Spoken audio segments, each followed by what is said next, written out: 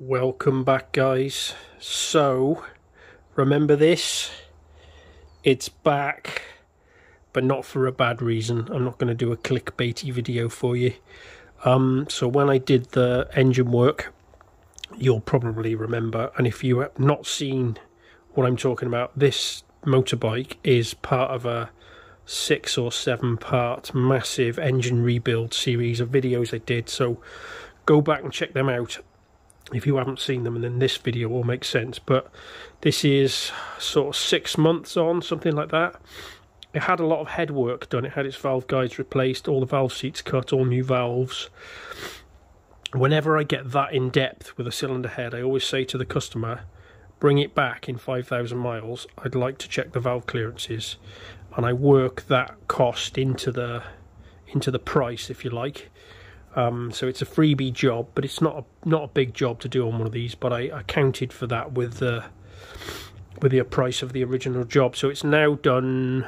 I'll flash it on the screen. 103,000 and something. I think I worked it out. It's done just over 5,000 miles. So the old mileage was, the old mileage was 98,000 and something.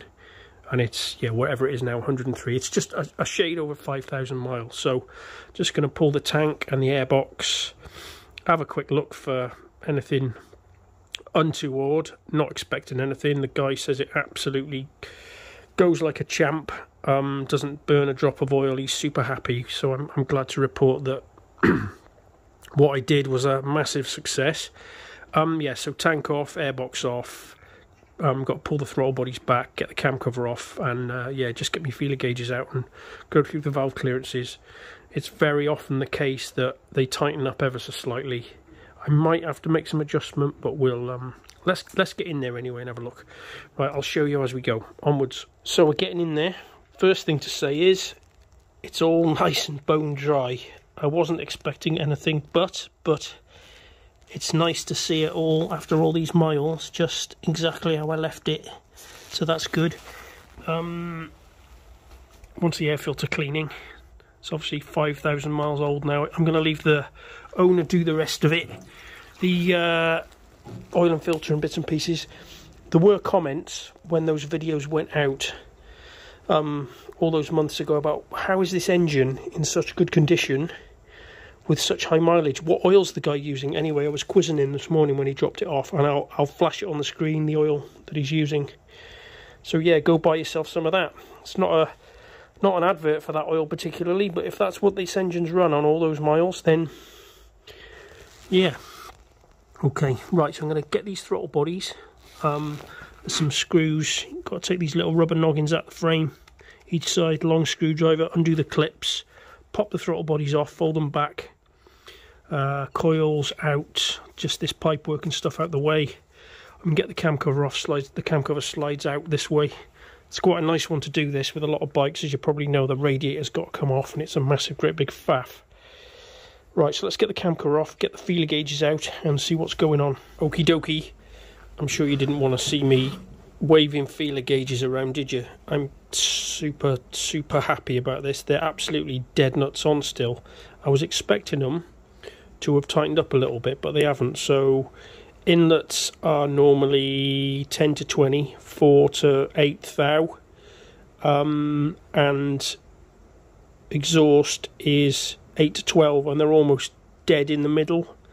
Some of them are just started to move slightly tight, but like the difference between a slightly a slightly slack and a slightly tight feeler gauge. So yeah, no adjustment needed, which is awesome.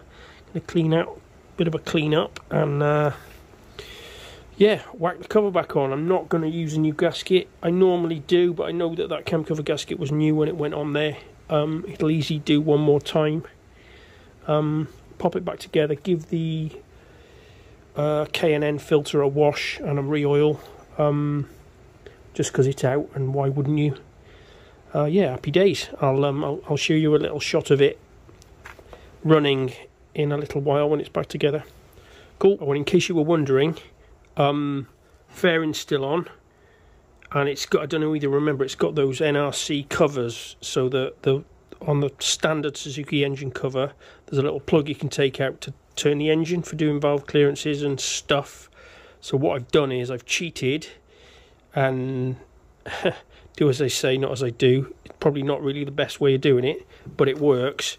You can just, let's turn the alarm off, excuse me. Oh, I can't pull the clutch in and do the button at the same time, but you can tap, tap, tap on the starter motor and get the cams in the right place to do your clearances. Plugs are still in as well. Just tap, tap, tap on the starter and it'll just bump the engine over to get the cam in the right place to do the clearance. Obviously, if they weren't correct and the cams had to come out, then I'd have to take the fairing panel off, break the gasket, take that cover off and get another gasket. And yeah, it would be, I've got another gasket here in case I needed to do that, but luckily I don't, so it speeds the job up because the fairing panel hasn't got to come off and I haven't got to take that end cover off to turn the crankshaft for valve timing and stuff. And as you know, it's a bit of a ball ache because of the timing mark. We did that whole thing when I built the engine, finding TDC. And then there's another hack. I can't help myself, can I? Because the cam carriers are separate for the exhaust and the inlet, as in this isn't all one piece of cast. Let's say, for example, that it was just inlets that were out of spec and the exhausts were fine, or the other way around, more likely. The exhausts were out of spec and the inlets weren't. You can take the cam chain tensioner out, which is buried under here, down there, and put a cable tie around the chain on the between the cam chain and the cam sprocket, and take this carrier off and just lift the exhaust cam out of the way. Get your shim buckets out, swap the shims over, put it back together without upsetting the timing. So that's sometimes an option if you don't want to go to the mither of taking the cover off and checking your valve timing marks. But what am I trying to say? You kind of need a little bit of just unless you're super confident. Like I said, do as I say, not as I do. So if you're not super confident, check the valve timing marks, because the consequences of getting that wrong are fairly serious, as you can probably appreciate. Anyway, stop talking. Yeah, I'll put it back together and I'll show you it running and stuff. That's it, guys. I don't know what it's coming out on the microphone like, but it sounds fit. Engine sounds nice and tight, as in tight as in not seizing up tight, but tight, you know, nice and tight. Too tight. You'll land a jumbo jet in there. Right, okay, that's it. I thought I'd give you a little update because it's back and it's done 5,000 mile.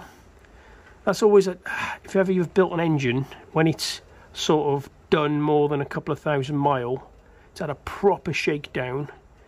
You know at that point, and I don't mean this in a bad way, but you know at that point that if anything goes wrong with it, it's definitely not something you did. So it's always a nice position to be in. Not that I was in any doubt, of course. Anyway, thanks for watching, guys. Little update for you. Take it easy.